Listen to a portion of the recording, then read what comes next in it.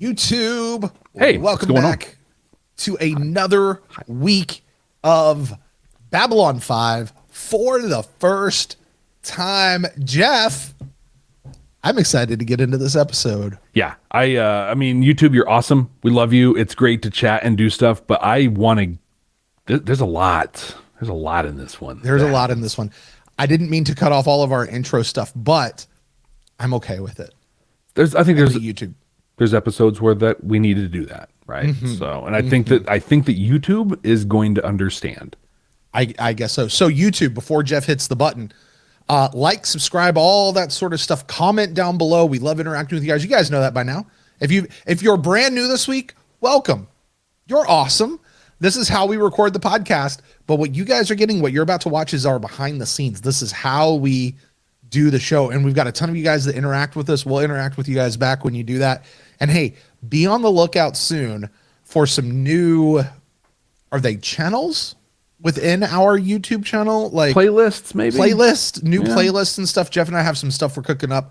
We're not quite ready to share it yet, but be on the lookout because it's going to be more fun content we think you guys are going to love, or at least you're going to love making fun of us about as it comes out. So what is there to make fun of? Brent, we've got this thing dialed in. We got Babylon 5 figured out. It's good.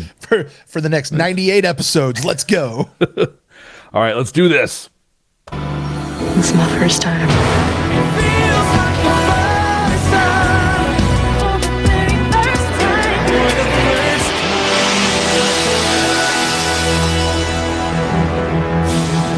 First time. Welcome to Babylon 5 for the first time, not a Star Trek podcast. My name is Jeff Akin, and I'm watching Babylon 5 for the first time. Mr. Akin. Mr. Allen. I'm Brent. Allen. I'm also watching Babylon 5 for the first time. Jeff and I are two Star Trek podcasting veterans watching Babylon 5 for the first time. We're searching for Star Trek-like messages and deciding if we should have watched the show sooner. Are you doing a walk-in right now? You doing okay? Because if you are doing a walk-in, you should probably reshoot it, I think. Much like they should have reshot some of this episode with a particular guest actor that they had on the episode. Wow. We're going to get into all of that, though, Jeff. Wow. I'm picking up exactly what you're putting down. But I have some thoughts there as well. We're getting right into it. But before we get into it, it's really important to talk about what Brent just said. We are Star Trek podcasters, and we're trying really hard to let Babylon 5 be Babylon 5. But we're going to compare it to Star Trek. Well, you know why, though, Jeff? And not just that we're going to pull it in because that's who we are. We say it right up front. But also, we have heard for the last 30 years this whole thing about how Deep Space Nine ripped off Babylon 5 or Babylon 5, and there's all these comparisons back and forth. So this show is set up to be compared specifically to Star Trek. So some of it's going to come from that as well. Absolutely. And maybe as we get further in this, there's going to be a reckoning. Maybe we're going to make that call, right? Yeah. But I like it. To keep us in check, we have our rule of 3. Each one of us can use up to 3 Star Trek references between right now and the point of the episode where we actually compare it to Star Trek. we could use it a little bit in that part. Right. But Brent, you've brought it up before. I love our community. They're so good. So much. They're amazing. Absolutely amazing. I've got a couple things I'm going to read from people in there, and I'm going to start off. So we have a website, babylon5first.com. It's the number 5 and the word first.com. And there's a little button on there. You can send us an email. And I get those emails, Jeff. I get them. I love them. They're great. We get a lot of them. Ysidro, I think that's how you say your name, Ysidro, and I apologize if I said it wrong, sent this great email. Just said, Just wanted to say I'm loving this podcast. B5 is my favorite series ever. And with Star Trek having been an important in my life as well, it's great getting both of your opinions on this show. I hope, no matter what, you at least get into season 2. You see, Dro, I can promise you will at least get into season 2 because being Star Trek podcast veterans, ooh, does that count? This counts, doesn't it? Does it? It does. It Okay, does because I just referenced it. Being Star Trek podcast veterans, one thing that we're very, very, very well aware of, first seasons tend to struggle. And it's really the first 2 seasons sometimes tend to struggle. It gets better, but usually it's around that 3rd season that things really start taking off. So we're in it, honestly, all the way through, but we'll at least be there through. We'll give it its fair shot. But thank you so much. I'm glad that you are joining us and coming in. Jeff, you know, one of the things I love about people and how this is developing, we're at a spot where we're beginning to recognize the same names coming back. Yeah. Like we're actually developing relationships with you guys out there, which is really cool. And seeing you guys come in and respond week after week. So Eusidro, first of all, if we said it wrong, send us back a pronunciation guide so we can say it correctly. And 2, if we said it right, then just let us know because that's awesome. But thank you for your email. You rock. And here's your hit. Haven't even started the recap. We're down to 2 for you. But it was a good one, and you're right. And speaking of people that we see, we start to see the names quite a bit. We have Retro Robot Radio, who's a regular part, part of the community on YouTube. But he's got some really fun facts about linear. He says, and I'm going to say linear.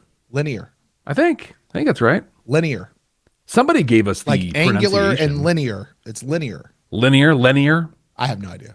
Actually, I think it's linear. It's supposed to be linear. Yeah, well, that can There you sound go. smart. All right, go ahead. What does Retro Robot say?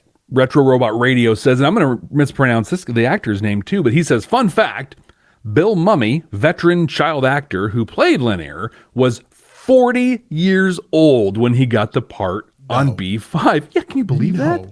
Guy looks maybe 23, 24. I wish I had that problem.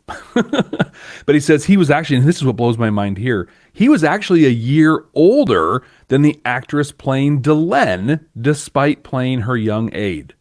You may have seen Billy on Twilight Zone, Lost in Space, Wagon Train, Bewitched, I Dream of Jeannie, and The Munsters. He gets around. Interesting. Yeah. Other fun fact. Did you ever see Harry Potter? I've seen The Harry Potter series? times. Yeah. The girl who played Moaning Myrtle, Yeah. the ghost of a 14-year-old girl, was 37 years old when she filmed that. What? Yep. No way. Yep. No way. Because she looks maybe 16. Right. So this is, I call this the Andrea Zuckerman issue from 90210, where Gabrielle Cartelis played a 16-year-old when 90210 started. She was 32 at the time. And yeah, not a bad deal, honestly. No. Hey, I mean, Hey, you're looking great. right? When I was 15 years old and I was able to get into R-rated movies because I looked older, I thought that was super cool. Now I'm in my mid-40s. Not so cool anymore. Because they're offering you the senior discount? Yeah. Yeah. Well, hey, we got our website, right? Babylon 5 First, the number 5, the word first.com. We also have a Twitter at Babylon First. And Slightly Fixated, who I think we've mentioned before on this show, really great conversations with Slightly Fixated on Twitter, says, quote, Jakar and Londo are the show. At Babylon First, you're preaching to the choir. I am the choir. But babies, stop saying things are not going to get addressed or explained, because boy, are you going to eat crow for it every time. Yikes. Listen, as long as you put it in a pie, you bake it up, I'm happy to eat that crow, baby. I'm happy to do that. Every time. Well, and frankly, like that's what, I don't know, sci-fi television has taught us that there's going to be a lot of throwaway stuff that we see in episodes. All of you keep telling us that's not the case. But just like children, we're not going to listen to the experts, the people who've watched it. We're going to be like, no, this is all garbage. We're going to, I will We got to find out for ourselves. Yeah, I'm gladly going to eat that crow.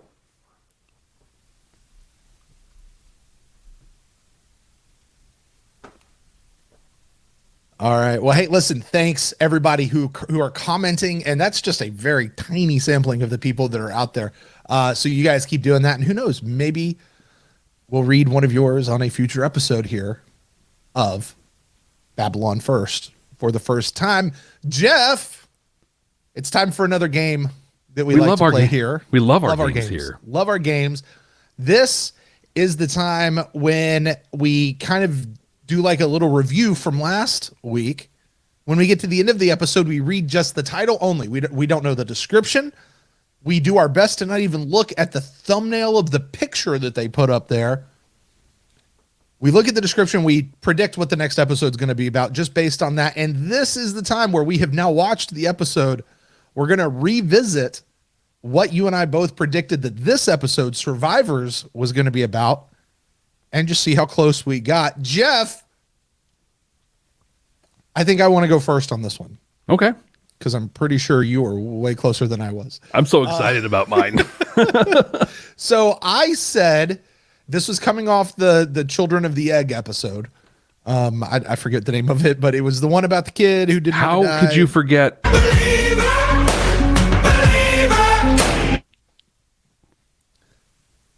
It's coming off of that. And what I said was there was a bunch of people who fell off their bikes as kids and they got cut open and lost their spirit, but they're still alive and they're in hiding, and they heard about good stuff on Babylon 5 and then they came out of woodwork. That's what I said this episode was about. I get a score of -2. I think that was going to come up in season 3, though. The falling off the bicycle thing. They tell us it's not wasted. Exactly. They tell us it's not wasted.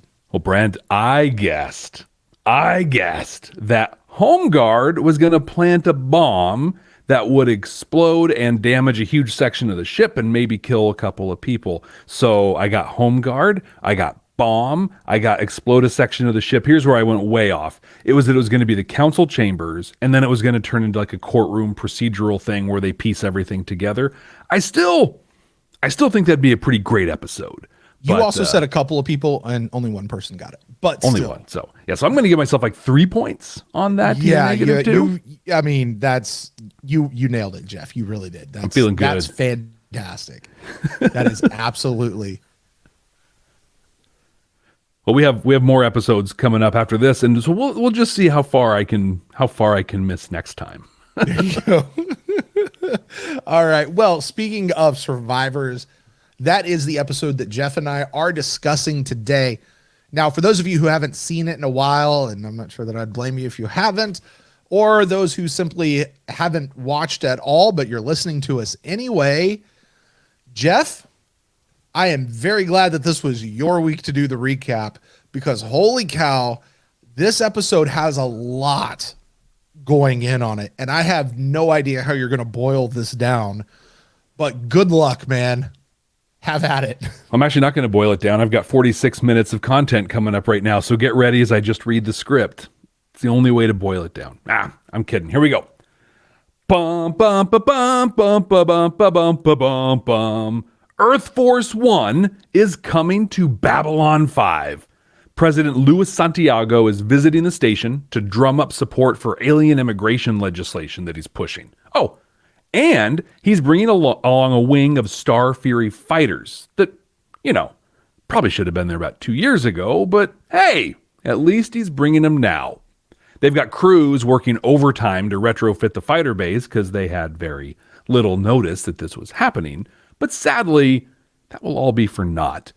A bomb explodes, killing all but one of the workers, Nolan.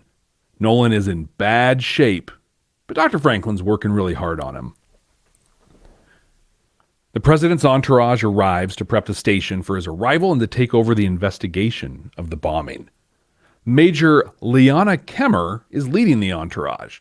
Garibaldi served with her father, Frank, at Europa, which is apparently a really, really, really bad place to have to serve. They were very close, became good friends, and Garibaldi knew Liana from the time she was a child. On Europa, Garibaldi was tough on crime, so the bad guys wanted to get back at him, and they killed Frank to do it. And this has caused a long rift between Liana and her Uncle Mike. Despite Sinclair's best efforts, the investigation gets handed over to Kemmer. She questions Nolan, who in his dying breath says Garibaldi planted the bomb. Kemmer calls for his arrest, and Garibaldi does the thing that every innocent person should do when they're about to be arrested. He kicks dude in the guts and runs away. He works to try and build up a defense and to find out what actually happened, all while trying to stay hidden on the station. But his mid-90s collarless dress shirt doesn't help him at all. He ends up in a bar, alone, face to face with the greatest enemy he's ever faced: alcohol. When his friend Frank was killed, and other times when his career's taken a bad turn, he expressed his disease, his alcoholism, as he put it, by crawling in to the bottle. While at the bar, he starts drinking again. Despite working with Londo, accusing Jakar and the Narn, everything he can do, he can't shake the charges. Drunk, he's easily arrested and taken to Kemmer. As she questions him, they find home guard paraphernalia in Nolan's quarters, and together they end up piecing together that Kemmer's aide, the very, very innocently named Cutter, is the one that perpetrated the whole thing. They're sure he's on his way to set up another bomb as the president is about to arrive. They cut Cutter off, just barely avoiding the near destruction of the station and the likely assassination of the president. While being treated in MedLab, Garibaldi tries to apologize for drinking. Sinclair and Franklin both kind of play it off, but Sinclair reminds him that he doesn't have to face his struggles alone. Kemmer and Garibaldi share a moment before she leaves. They reconcile their relationship, and he wishes her well. Brent, what did you think of Survivors? Well, Jeff, I got to tell you, we've been on a really, really good run of episodes here on Babylon 5. But this one, in all honesty, very much reminds me that we are still, in fact, in season 1 of a 1990s sci-fi show. Agreed. Yes. If you remember the episode Infection. Oh, yeah. Mm-hmm. Where I said that episode was a piece of hot garbage for the first 27 minutes, and then it turned on a dime and got really good. Okay, this episode didn't do it. But I got to tell you, very similar to that episode, I really just thought this was going to be angry Garibaldi, like through the whole episode. And I was like, they just messed with his character. I don't like this. This is cringeworthy. But I wound up, even in the midst of an episode that I don't think was a great episode, I found a lot of elements that I really wound up liking throughout the course of this episode, and a very non-Star Trek message that we'll get into that I think is very painfully obvious, tackling something that honestly I don't know that Star Trek really would tackle, certainly not in the way that they did here. So yeah, overall, not my favorite episode, but I really like what they did. Is that weird? Like, no, can those two coexist like that? Yeah, actually, in my notes, and we'll get to it, I think this episode did exactly what it meant to do, right? And I think what it meant to do was important in there. I think it was kind of sloppy in how it did some of it, and I'm gonna I'm shocked by this. And in fact, so we don't talk about this before we come on and record the podcast, right? We text about logistics or whatever. We don't talk about the episode. I broke that rule a little bit, and I told you, I'm like, hey, note who wrote this episode. Because, yeah, because J. Michael Straczynski writes almost everything, but it seems like, and we talked about this, when he pulls someone else in, like he writes we're moving the plot forward episodes. Like the treatment, the story treatment. Right? Yeah. But then he brings in DC Fontana or David Gerald, right? To really focus in on a person or a thing. And I think that happened here. I'm going to probably say his name wrong, but Mark Scott Zicree wrote this one. Well known. He wrote a couple years, it was 4 years after this episode, he wrote Deep Space Nine, Far Beyond the Stars. One of the greatest episodes of Star Trek, one of the greatest episodes of television ever written, ever. And I'm going to give you, I want to give a shout out to the Beam Me Up podcast, your Star Trek podcast, because you and Matt this was the episode you put out for this one is one of the most powerful Star Trek episodes, one of the best, most well done Star Trek podcast episodes I've ever heard in my life. I really, Thank you.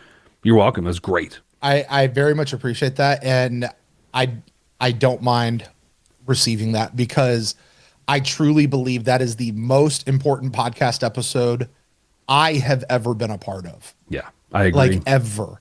And I think everybody should go listen to it. It's Agreed. that poignant, important, and it is a discussion that we really, really need to have. In fact, Jeff, if you can make a note, let's remember, I'd love to link that in the show notes. Totally. Usually I don't like, pimp and moan stuff, but that particular episode, and if you guys haven't seen that episode of Deep Space Nine, Far Beyond the Stars, please go watch it and watch it again and then watch it again and go do that. Because it's the only episode Matt and I have ever brought anybody else in on for the main show. And it's basically because Matt and I couldn't have done that episode ourselves. And thank you. I appreciate you bringing that up because you're absolutely right. And I saw the name.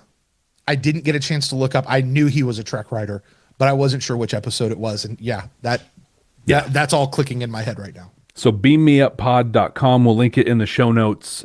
Make sure you check it out. And again, not to harp on a Star Trek thing, but you don't have to like Star Trek. This is just an important episode of television. Yeah. Period. Absolutely. And if you do like Star Trek and you're into fun stuff, he also wrote First Contact from The Next Generation a couple years before this episode. That's the one where Lilith from Cheers tried to have some extra planetary relations with Riker. So, that's my big thought on this one. I gotta say, and you and I talk about this quite a bit, where we can't judge television from the past through the lens of today. Right. But I just want to acknowledge that I don't think that they handled Garibaldi's alcoholism very well in this episode at all. Right. Absolutely. Yeah, Franklin made a joke about it. The medical doctor made a joke about his blood being 100 proof. And Sinclair, after kind of ribbing him a little bit, I appreciated his piece. You're not alone. You don't have to go through that. That was very helpful. But just as a whole, I couldn't let this move forward without saying at least that much. You're right. They didn't. And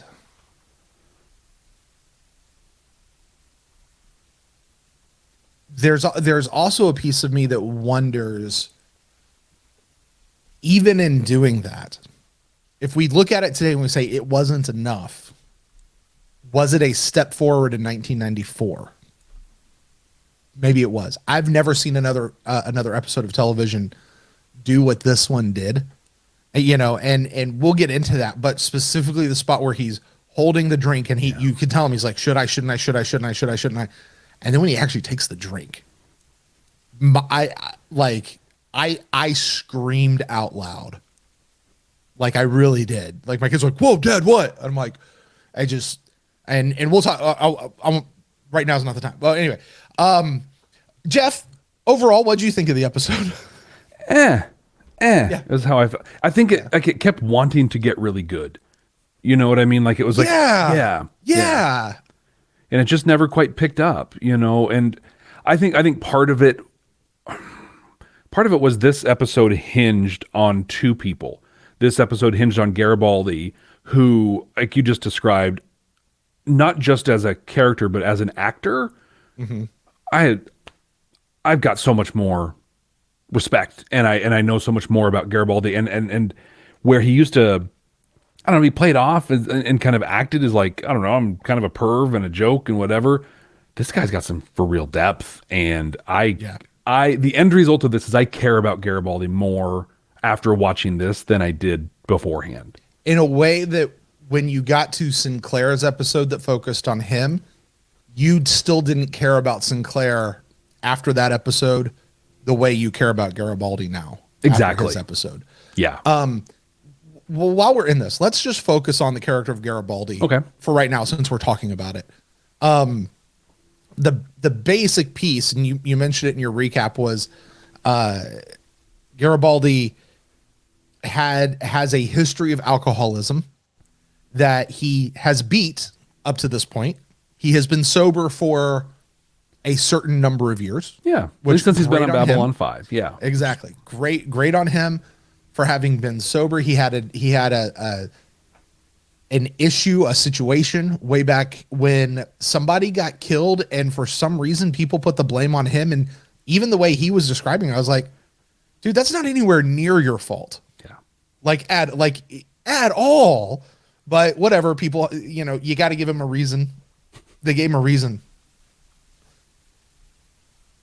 And he went on I'm going to defend myself speak, I've got to go do this to clear my name, which cool. And then he falls off the wagon at some point and he gets hammered drunk, and then he's sober like 20 minutes later. But the doctor says he still has 100 proof blood alcohol level. And he kind of ends the episode a little bit in the same place that he began the episode. Like it resets it for him, although we now know this about his character. The question I have is, did JMS know this about this character before going into this episode? And did the actor know this about this episode or about this character before going into this episode? Because nothing that we saw here out of Garibaldi lines up with anything we have seen in the previous 10 episodes. He wasn't pervy. He wasn't joking. He wasn't like none of these things. We've never seen him be heavy-handed. We've never seen him just order water at the bar. We've never seen any of that kind of stuff. Like this all felt very new writing to the character, which I'm fine with. It just felt like a whole new deal that they're doing with Garibaldi. And I really wonder where they're going with his character. Like, will he still kind of be the jokester a little bit of the group? Cause he's kind of,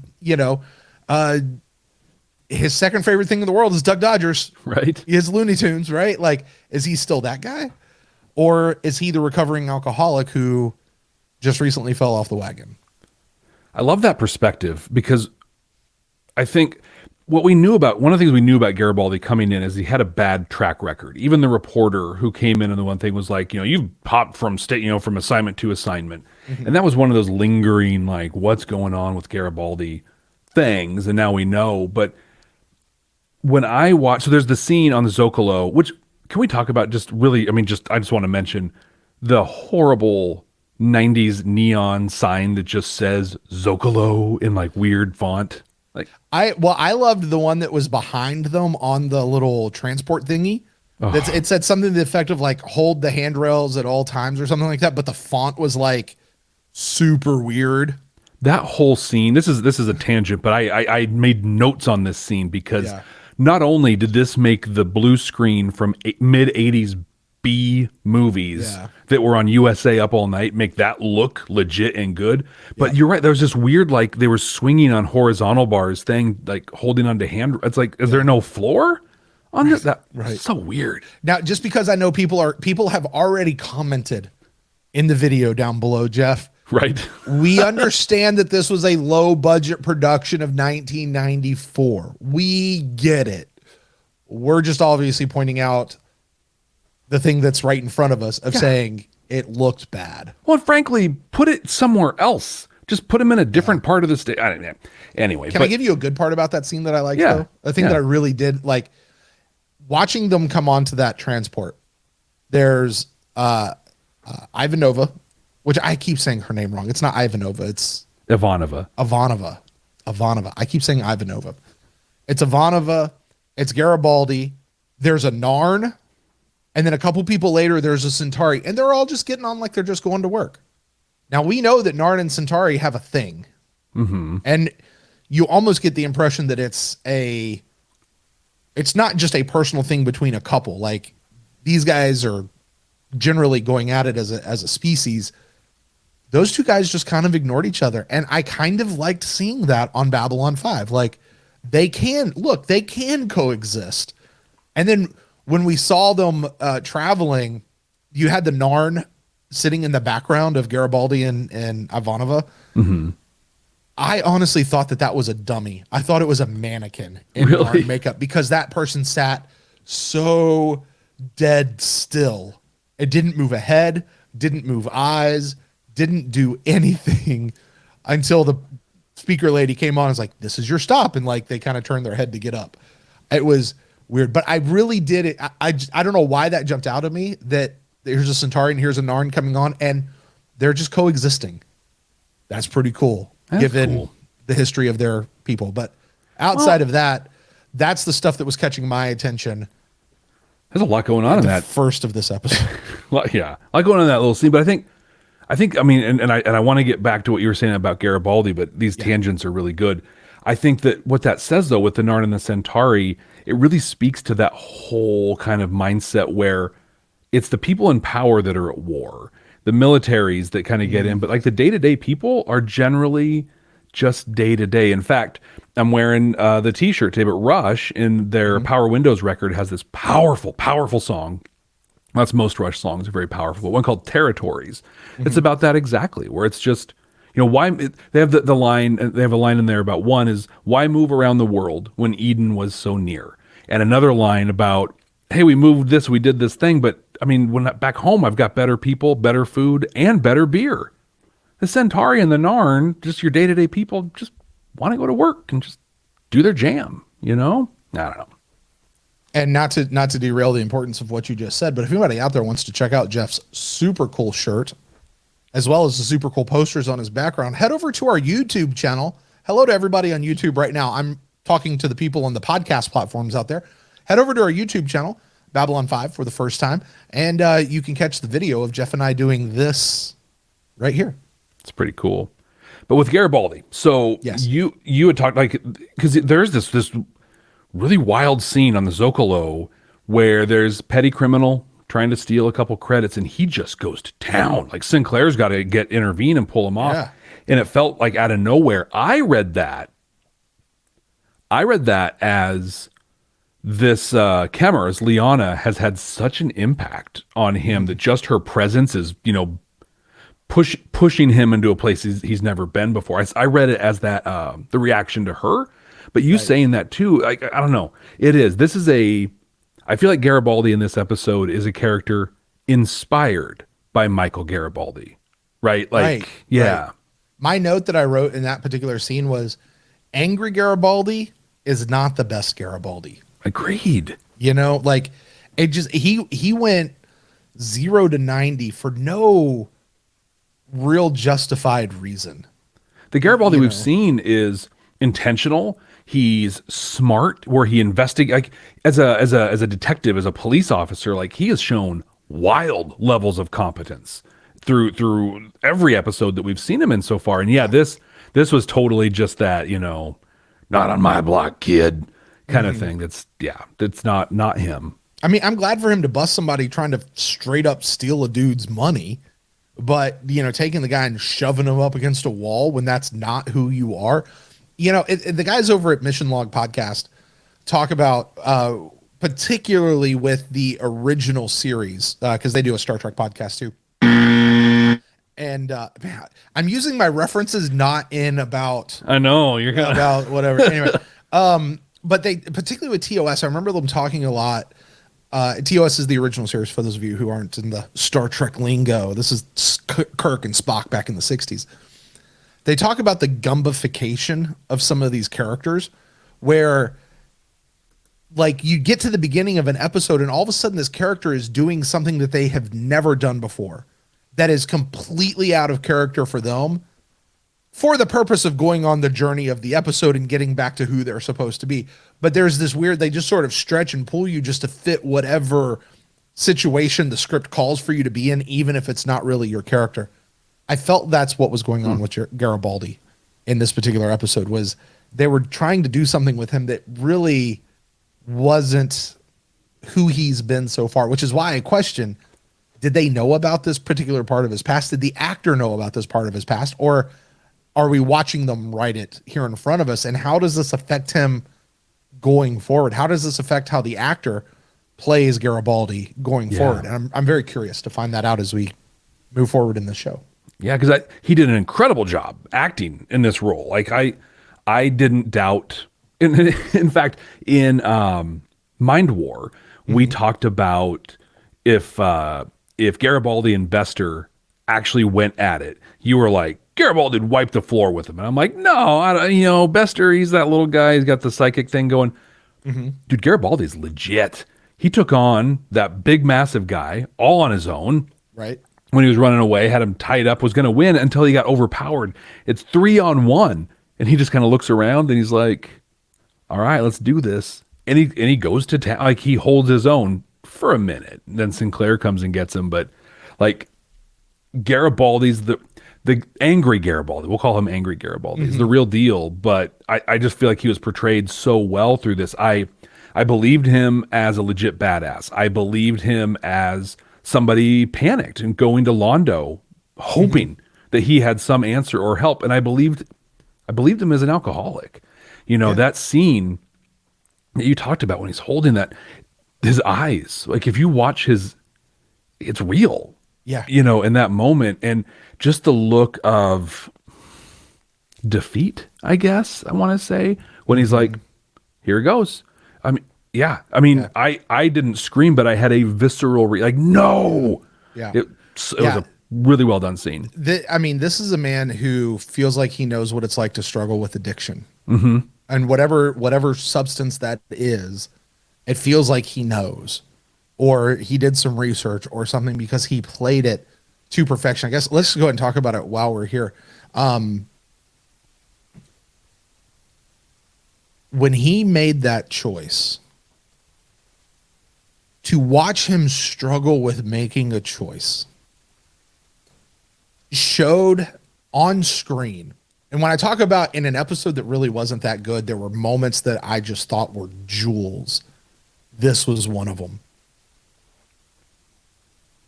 He depicted the way I have always defined addiction. And addiction to me, the best definition I've ever been able to come up with is addiction makes you do what you don't want to do when you're in your right mind. When you're in your right mind, you're going, I don't want to do this. I don't want to do this, but I find myself doing it anyway. That's addiction. And he's sitting here going, I don't want to do this. I don't want to do this. And I thought, I don't know about you, Jeff. I'm going, oh, he poured the drink. Oh, there's no way he's drinking it. There's no way he's going to put it back down and he's going to conquer this. And I thought for sure as soon as he did that, talk about subverting expectations, because he sure as heck drank that thing. And he went down and he crawled into that bottle, to use his phrase. He did it at absolutely the worst time ever. He is on the run. He literally walked out of the bar. Get caught. Yeah, he walked right out and got arrested. Like, oh, wow. Well, whatever. But I do think on the subverting expectations, we had that in Survivors or in Believers, where that's our rule. We use it all the time. But where there's no way they're going to kill the kid. Oh my God, they killed the kid. Right. There's no way he's going to oh my God, he took the drink. Right. Lesson learned, Babylon 5. Like we're learning our lesson the hard way here. There you go. Can we compare? So Jerry Doyle, the name of the actor. Sorry, it's been leaving my mind. Jerry Doyle. What he showed me in this episode, the man can act. Yeah. And I do want to make sure we get to the spot probably closer to the end where we talk about his decision and the fallout from that decision. Can we please compare her to our guest for this episode? So Elaine Thomas. So I was going to say earlier that this episode hinged on two people, on Garibaldi, right? Doing his whole piece, and Kemmer selling her part. And to launch our conversation, I will say that one party in this equation definitely delivered the goods. Yes, and we just finished talking about him. Yes, we did. All right, here goes my third one. I'm going to use them all. I couldn't decide as I was watching this with Elaine Thomas, as that's the name of the actress. I couldn't decide if she was a bad actor or if it was just the character. And I really felt the same way about Jerry Ryan when she first come on playing 7 of 9 in Voyager. 7 of 9 as a character is a very stoic character, a very monotone character. obviously Jerry Ryan as a woman, she's a very, very pretty lady. And when she first came on, you're like, I'm sitting there going, is she really acting? Like, is she just that bad of an actress? Like, I understand her character is supposed to be this way a little bit, but she played that role like so straight, especially the first bunch of episodes that she was on. Until we got to episodes where she got to break out of that character, and particularly I'm thinking of the one where they touched on multiple personality syndrome. Yeah. And in that where you go, oh no, Jerry Ryan can act. That girl can throw down. She's making choices for her character of 7 of 9 that make total sense. And now she's not just a pretty face. She's a fantastic actress. And there's a whole new level of respect. I don't know that we're ever going to find that out about Elaine Thomas. I can't recall anything else I've seen her in. I feel like I might have seen her in a few things. But this character of Liana was just so hard to watch, especially at the beginning of this episode. Yeah. But throughout. And the way that she specifically talks to Sinclair. She is a major. He is a commander. I don't care if you're on a presidential detachment. You put some respect on that name when you're talking to a commander, major. And you do not come in and order these guys around the way you have been doing and throw that. I don't care what kind of authority you think you have. That's not how this works. And Sinclair, shame on him for taking it for so long. Yeah. Ivanova, did you see what happened to her? Liana came in and tried stepping up to Ivanova, and Ivanova turned around and you said, I am a station commander out here. You're going to respect me, lady. Stop it. It was so great because Ivanova had him run maintenance to shut down the comms so she couldn't call and get help. And well, sorry, she's so great because she's smiling while Ivanova's on the screen and she's all customer service. Oh, I'd love to help you, but we got maintenance going. Well, I need to do blah, blah, blah. Well, you'll need to request that. Well, then I request. No, your request is denied. Click. Although I got to say, I hated her hair in this episode. Ivanova's? Side note. Yeah, I Really? hated it because it made her look so cute. And I don't necessarily mean that in a good way. Like, it made her look like a young girl. Ivanova is this very strong character. And I'm probably going to say something that's going to make somebody mad out there, guys. I'm really not trying to be sexist when I say this. Let me help because I think you're right. She's very formal when she's on duty, and we saw that in what was it, the war prayer when she met Malcolm Biggs, and she was like, and they had their night, and she had to rush in, and they even made the joke where she came in. Yeah, and Garibaldi's like, oh, you should be, and she's like, you should be worried about things other than my appearance. But that is again like different Garibaldi, a little bit of a different Ivanova too. Yeah, and okay, Brent, you should be worried about other things other than Ivanova's appearance and her hair. You're absolutely right. I agree. Yet still, visually, it took some of the edge off of Ivanova for me until she did that moment you just talked about a minute ago, and I was like, oh, there she is. That's still her. She's awesome. She's awesome. So good. Still probably my favorite character on the show. She's so great. Yeah, Kemmer was, I struggled, and I actually went and looked. So I think, gosh, as long as we're we're being superficial, let me go there. So when it comes to sexual attraction, everybody kind of has a type, right? Sure. Elaine the Kemmer there, that's Jeff's type right there. And so, oh, hi, what's this? And I like to, there has to be more. She can't be this bad. It's literally what I'm thinking. Where else could I see her? And so I did the IMDb. She only has a couple of credits, some soap operas, and then she's done some producing on there. I can't help but think or wonder that she was like friends with somebody and got hooked up with this role. I think, and it's especially, I think, shown in the last scene with Garibaldi and her as they're like hugging and kind of reconciling, coming back together. Oh, that fell so flat. And it was because of her. And it's like, it could have been everything could have been like, before he got arrested, there was a scene where they're in the hallway and he's like, look, I loved Frank with all my heart. And he's trying to open up, and she might as well have just said, Well, excuse me, Chief Security Officer. However, my protocols demand that I am unhappy with you still. Like, there was depth there. There was stuff, and she didn't even scratch the surface. So I think I'm ending this episode on her with, she just wasn't good. No, she wasn't. She just wasn't good. How did you feel about the idea of their relationship being she is the daughter of a friend? Did you buy that at all? Like, she certainly was the right age for it. She certainly had that kind of stuff going on, but I think like, she was the right age. I don't know that he was. You know what I mean? yeah. Yeah, I mean, maybe because they were friends, like, right. So Frank Kemmer might have been an older guy, right? You know, or whatever, and then kind of took Garibaldi under his wing, and so he's in that kind of middle thing. I bought it again. I bought it from Garibaldi. I didn't buy it from her at all. Like, That's fair. Okay. yeah, there's the scene when that's fair. I've seen when he's drunk, and then she arrests him, and she's like, "Oh, drunk again, Uncle Mike." And like there was supposed to be venom in that. Literally, it was just a person reading words off of a page. Yep. Yep. That's fair. Yeah.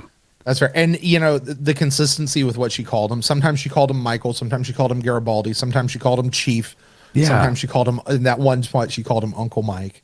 She should have called him Uncle Mike again at the end of the episode. Exactly. If we could Agreed. rewrite it. Like, oh, Uncle Mike, like have some sort of reconciliation that lets you do that. If you want to talk about some cool acting, though, and a great character, I would love to talk about better acting. McGrath. Let's talk about McGrath. Yeah. Fly dude. Yeah. Insect dude. I loved him, but I tell you what, I don't know which came first, the fly or the Ferengi, but he's Quark beat for beat. Like, Oh, you think so? I mean, he's not behind a bar, but he's like, yeah. "You police, me business. I'm doing business," and I'm Right, like, right. those were words right out of Quark's mouth. Fair enough. Fair enough. Yeah. For the first time, like I know we've seen him before. I don't recall ever actually having like a big conversation with him like this before. I think Murder Soul Hunter had not quite as big, but this is the most. But that's the one I remember. Or Murder Soul Hunter. Yeah. So I hope we get more. Like, I mean, clearly he's a puppet, and you know somebody's voicing him. But I really, really hope we get more because I want more of him in this show. Like, that could be a good. He's a broker for trouble. Mm-hmm. There could be some fun stuff with this character. Yeah, I would love if like they started to give him, you know, Quark was that, you know, hey, you know, I'll hook you up with illegal this, I'll smuggle this, I'll whatever. Also, I have a Ferengi heart of gold. Where it'd be cool if they started to give McGrath a little bit of a heart, like where you're like, oh, look, he's fun. And I doubt very much that's going to happen, but I think it would be kind of cool. Real quick on Kemmer and the crew. So I think they were wearing different uniforms, or at least a different color of uniform or something. Yeah. I felt like with the uniforms and just the people they cast, Cutter and all the other aides that came with her, I feel like they went straight to Nazi central casting. And they're like, we need a bunch of Nazis, and here's some kind of Nazi uniforms. We're not being subtle about who this is at all. Yeah. They did. Also not the best actors. No. Because the most cringe-worthy moment for me for the entire episode involved Cutter. And it's the moment when Liana is in the med lab and she's getting this guy up. And Franklin's out there like, let me in. And he's like, no, I'm not letting you in. And here comes Commander Sinclair. And what does he say? He's like, step aside or by God, I'll throw you out the airlock or something like that. And he just goes, okay. Yeah. Like, what? What? You're supposed to be part of a presidential detachment that is like above everybody else. But I tell you what. So but if you're going to threaten to blow me out of an airlock, okay, fine, go on in. It'll be fine. First time I watched this episode, I felt the same way. I'm like, oh my God, what? Second time? No, they wanted Sinclair there. They wanted Sinclair there to hear Nolan say Garibaldi's voice because Garibaldi planted the bomb. Otherwise, if it was just Kemmer that heard it or Garibaldi was in the room when it happened, like I don't think they wanted Garibaldi in there. But I was like, oh, they're making sure Sinclair hears this so he'll support taking him into custody and doing everything. Right. Can I make fun of this episode a little more? Totally. So the charge was conspiracy to commit sabotage, Yeah. not setting off a bomb, blowing up the station, killing a person. No. Conspiracy, which, by the way, how many people is required to make it a conspiracy? More than one, I would More think. than one, Yeah. right? I think 5 in our world today, whatever it is in the future, it's still more than one for conspiracy. Not all the other stuff. Right. Could be attempted sabotage or intent to commit sabotage. But that's not even sabotage. Sabotage is making something not work that is supposed to work. This was attempted murder. Yeah. Attempted Destruction of property. assassination of the president. That's what it is. It's not conspiracy to commit sabotage. Are you kidding me? That's the difference. See, if she had actually been a command level security person, she would have gotten the charge correct. Yeah, she would have known that because apparently, like, you get special powers when you're command level something. Right. Yeah. Right. You could just tell people you'll blow them out an airlock and they move out of the way. Yeah. Bringing up the president, did you? Yeah. Well, I felt cheated that he came on to the station and we did not get to see him. Sure. I want to see the president. But didn't he run on an Earth First platform? And isn't he kind of enabling all this hate group home guard stuff? And now he's advocating and lobbying for immigration and trade deals? Here comes the new Brent theory about the show. Hold on. I told you. Get my tinfoil hat here. There we go. Well, this one's less tinfoil because I think it's more actually that makes sense. So the president ran on a platform of preserving Earth culture, which gave rise to the Home Guard. He got reelected. But since his reelection, what we have seen is we have seen him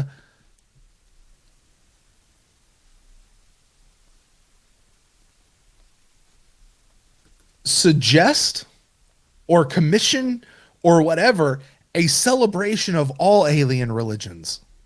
Remember that episode, Parliament of Dreams? That came from Earth Central.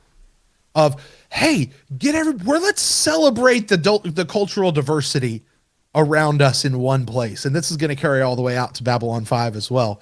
Hey, let's talk about having freer alien immigration and broader alien trade policies. And we hear him even say, or the reporter said, he's inviting aliens to just come to Earth. Yeah. This guy's not anti-alien. This guy is a guy who ran on a platform to get reelected. And now he's doing the politician thing of actually just doing whatever the heck he wants to do now that he's reelected. Wow. He just ran to get elected, not because that's actually who he is. That's just what his base says that he should have done. And now he's just kind of doing the typical, like I say, the typical politician thing. And that's why Home Guard tried to assassinate him. There it is. Bingo. There it is. That's my theory. We'll see if it pans out. I love it. But I think that's going to be a thing to come back for Luis, or at least it should. Of, you said this is what you're going to do, and now you're not. So yeah, that's going to stir some trouble. That's good. Well, Brent, I think we've reached the part of the show. I think it's time. This is where we boil everything down. We see if this show has kind of a Star Trek-y quality to it, like if it has a deep moral message, a message at all, some sort of a meaning, if it holds a mirror up to society, or if it gives us hope that there is hope for a better future. And we do this by grading 0 to 5 deltas. We also ask, should we have watched this sooner? So Brent, how do you rate Survivors? I'm going to leave this with like a half of a star of a delta. I'm going to give that to you first. This was not a very Star Trek episode. Had this been a Star Trek episode, this would have been a Star Trek episode that's not a very Star Trek episode. Yep. Let me explain why. They did in this episode what Star Trek has never done or would never do. And they did it in a way that Star Trek would never do it. I'm not saying that Star Trek would never tackle the issue of drugs or addiction. They certainly have. You remember the episode The Game? I'm allowed to say it now. You are. Don't buzz me. We're in the space. It's cool. Remember the episode The Game? Yep. And in TNG, right?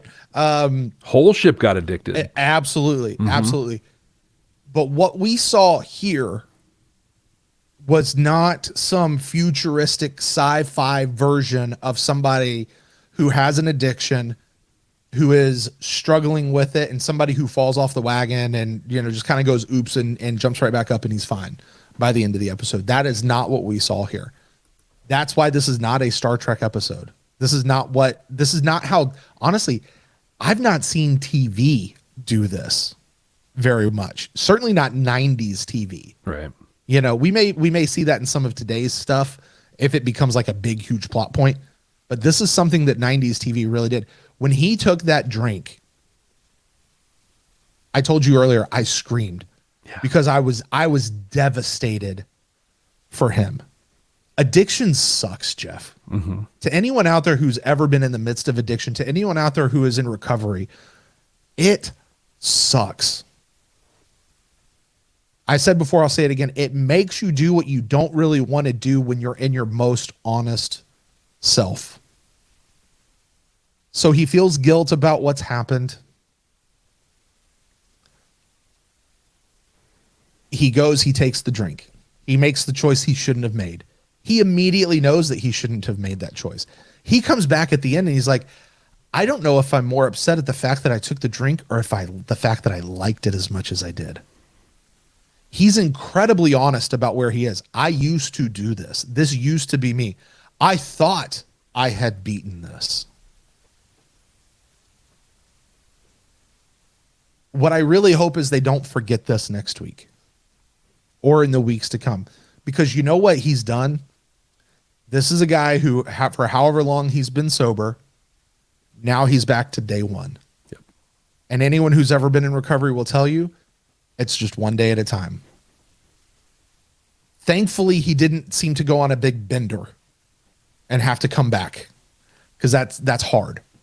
That's really, really hard. Thankfully, this was at least as far as we saw, this was a one-time thing. I hope he also, for his sake, because I care about Garibaldi now, I don't want to see him secretly struggling with this in his quarters, but he's back on day one and he needs to take this one day at a time.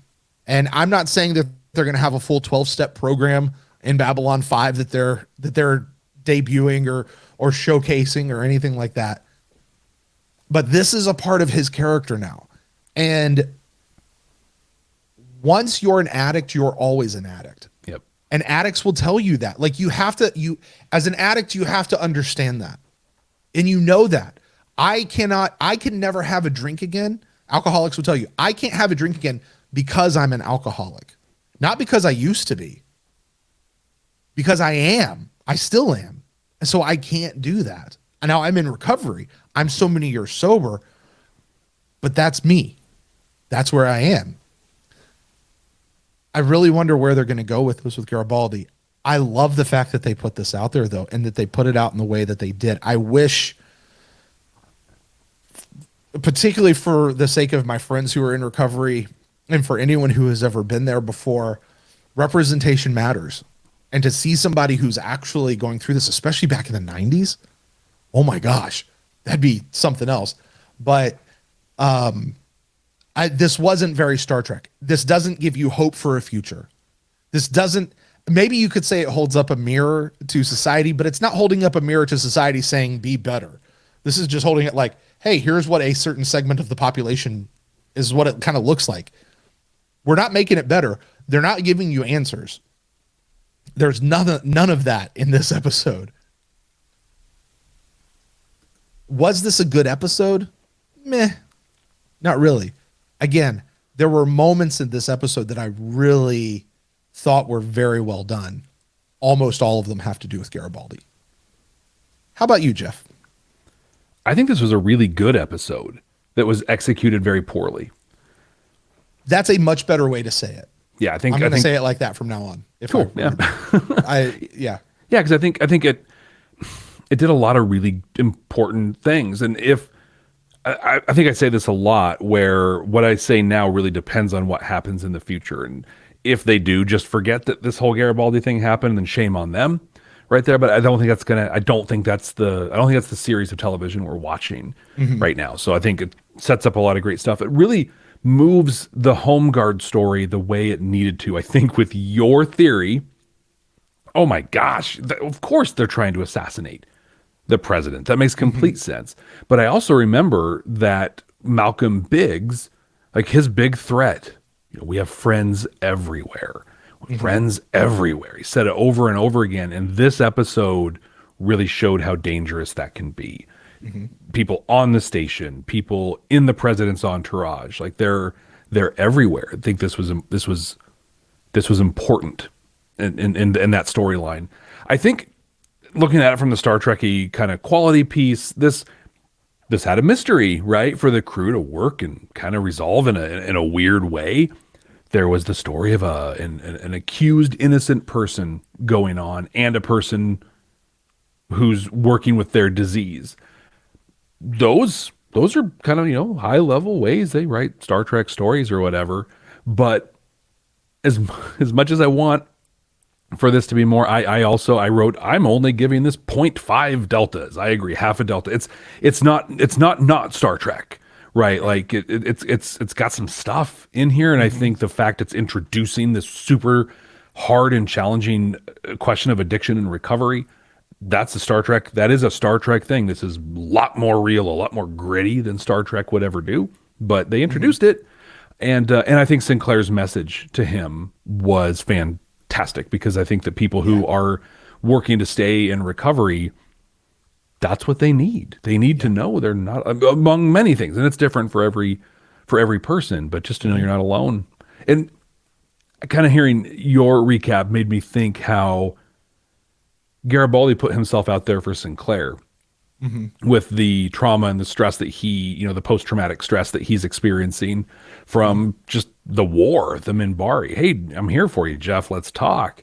And then Sinclair just did the same thing to Garibaldi. I am really, really coming to love the friendships between like Garibaldi, Sinclair, and Ivanova. Yeah. They're really great. Yeah. And I'm sorry I didn't mention this. I saw my notes here. His trigger. She was his trigger. Yeah. Yeah. Like that was the other piece, because he said at one point, he's like her beating him down about being an alcoholic was not helping him not be an alcoholic, was not helping him get through there. And she wasn't trying to help him. Like, I get that. But weird how that happens, right? Beating someone up about what they're doing wrong doesn't help them do better. Exactly, weird, right? Yeah. But he said, I thought I had changed until you showed up. Oh, yeah. And there's so much truth in that, of when an old demon shows up, when an old trigger shows up, of how dangerous that can be, particularly for an addict to go back to that sort of thing. Like, it just, oh my gosh. Like, there's so much real in this episode. Like, that's almost why it can't be Star Trek, because Star Trek takes what is real and makes it allegories it. There was no allegory here. No. You know what I mean? Like, there's none. It was right there in your face. So yeah, I'm with you on all of that. Jeff, what are we watching next week? Well, that's a thing, Brent. So we need to have a little conversation, and we're running. I want to say we're running a little long on time on this one, but we have a problem. Okay. So a lot of our incredible community members have told us that there's a wrong way to watch Babylon 5 in order, and there are a couple of right ways. Apparently, HBO Max, where we're watching this, is one of the wrong ways, and we just hit that crossroad.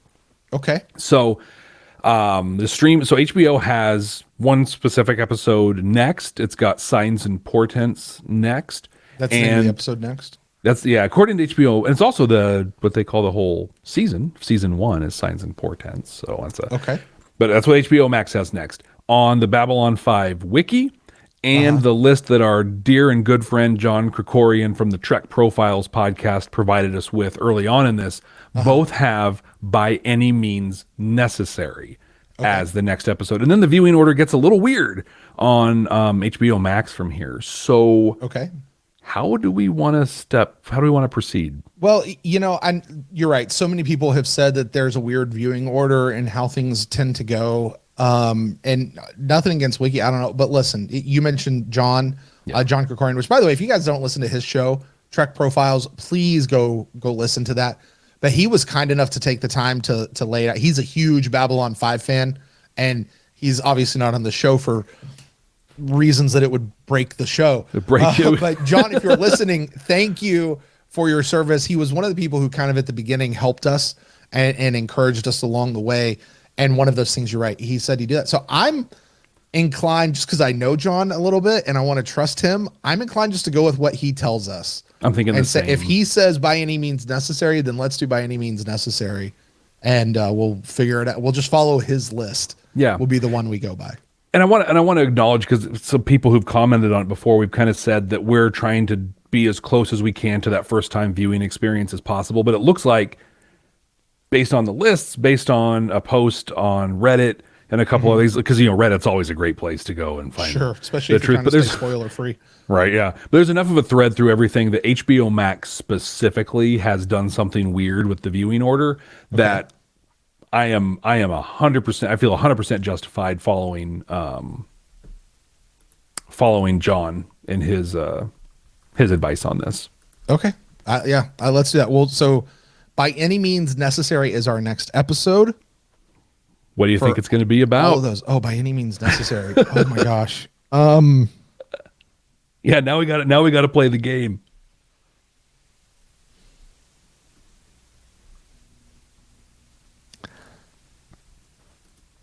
I think it's going to have absolutely nothing to do with this episode.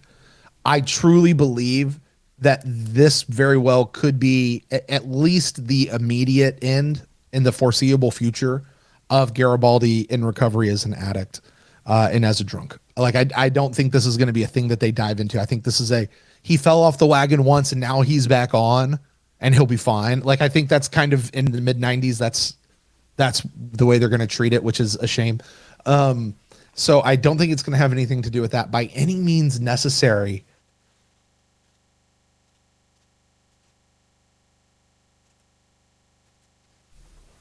I mean, okay, what are the threads that we're pulling on right now? There's the Home Guard thread. There's the Psy-Core thread, which those two are kind of interwoven in between each other. There's Londo versus Jakar, the Minbari and what happened with Sinclair in the old war. And then there's whatever new crap they could come up with. So I'm going to go with new episode that they're coming up with. And is it fair to say I have no idea? Is that cheating? A little bit, but I think... I mean, by any means necessary. I mean, I think it shows that you're trainable, Brent, because what we've learned through all these episodes is it doesn't matter what we guess. I mean, at best, you're going to get maybe 30% right. Right. I don't know, unless you hit it like 70% this week. But what do you think? If you have an episode called By Any Means Necessary, knowing where we are in the story so far, if you had to guess, what is it? So I'm thinking it's going to be another Home Guard. We're going to pick up on the Home Guard piece. And I'm thinking an organized alien resistance that will push back against Home Guard by any means necessary. Oh. If I could bounce on that now that you've said that. Yeah. I don't know that it's the alien resistance bouncing back on it. I think it might be Babylon 5 fighting against, like, joining up with the alien resistance to put down Home Guard by any means necessary. Will we see something with President Luis? I really hope that we get more of President Luis and Home Guard in this next episode. I hope it's a Home Guard episode and not something like another Londo and Jakar episode fighting. Although I'd be fine. I'd be fine if it did, because, by the way, Londo and Jakar continue to chew every scene that they're in. Oh yeah. Even in the bad episodes. Like, clearly one of the best parts of this whole episode were those two scenes three scenes, I guess, that those two guys were in. Like, fan-freaking-tastic. It's so good. Well, hey, we're going to find out next week what By Any Means Necessary is about. Thank you all for joining us. It means so much to us that you tune in, that you interact with us, that we have the incredible conversations and have met the awesome people that we have. Don't forget to subscribe. If you're on YouTube, hit the subscribe, hit the bell. If you're an Apple Podcast, Spotify, Overcast, Stitcher, blah, blah, blah, blah, blah, Good Pods, any of those, subscribe. And if you're able to leave a little star rating like in Overcast, leave a rating and review like in Good Pods, Apple, Audible, Spotify, please take the time to do that. It means the world to us. And we'll definitely share anything that we see that you send to us. We're going to share those reviews right here on the podcast. So until next time. Be smart, Jeff. You can't pull this off. Oh, yes, I can. Live long and prosper. Jeff, no. You lose, wise guy. Yeah, I guess so. It's not a Star Trek podcast.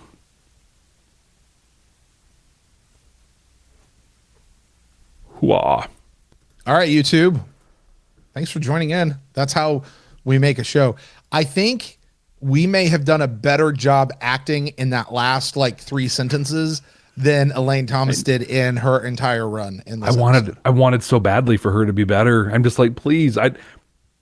Part of me wants her to come back, like a really superficial, horrible part of me. Another part of me thinks that if she does come back, I may never watch this show again. Yes, you will. Yeah, I totally will. Yes, you will. Yeah, I'm okay if I've seen enough of dear Liana. She can go do whatever she does. Maybe we get Liana and murder Soul Hunter in a flashback episode, and that's like a personal hell for us. Like that's a punishment of some kind. Unless Soul Hunter's coming for Liana, in which case I'm on Soul Hunter's side the whole way, man. The whole way. Uncle Mike. Oh my gosh. Drunk again, Uncle Mike. Plot twist, Liana is an unregistered side person. Oh, out there on her own, then they find out. Yeah, and maybe that's why she can't communicate well verbally, because she always does it telepathically, and she's trying to hide it, trying to mask it. Anyway, we could work really hard to mask this. We could. Hey, YouTube, thanks for sticking with us. All those comments, Jeff and I will get to those super soon. But you guys are awesome, and we'll see you guys next time for By Any Means Necessary. Cool.